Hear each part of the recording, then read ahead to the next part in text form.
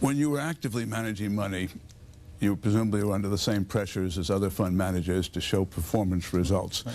Did that incline you to sell too quickly sometimes? Well, I think my greatest mistakes are, I mean, you know, it's funny in a stock, all you can lose is 100%. I've done that. But your great mistakes is selling a good company, and then it doubles, then it triples, and it quadruples, because you make a lot of mistakes, and so those ones that go up tenfold, I call them the 10 baggers. So some of my mistakes are just saying, oh my God, this stock is too high, and I was wrong.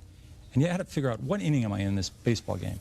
I sold Toys R Us way too early. It went up 20-fold after I sold. I did the same thing at Home Depot. Those are probably my two greatest mistakes I ever made. When should you sell? Well, you ought to find out why you bought a stock. If you're saying if it's a cyclical company and they're doing poorly, and they're doing awful, you wait till things are getting better, and they're doing terrific, and then you sell it. But with a growth company, you have to say, Walmart's case, 10 years after they went public, you could have bought the stock and made 500 times your money. Because they still are only in 15% of the United States.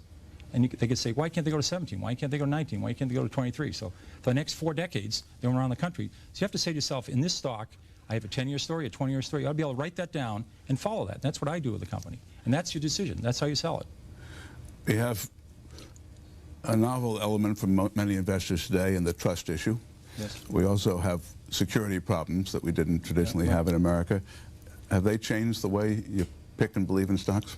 No, you still buy a company, and you buy a company to grow. And if it's a textile company or it's an electronics company or software company, you better understand what they do. And if they do well, the stock will do well, no matter what happens to the market.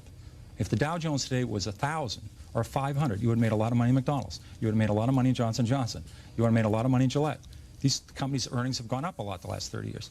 And if the market was 50,000, you would have lost money in Burlington Industries. I recommended that in 1969. I think it's gone from 34 to 2 with no stock splits, because their earnings have been terrible.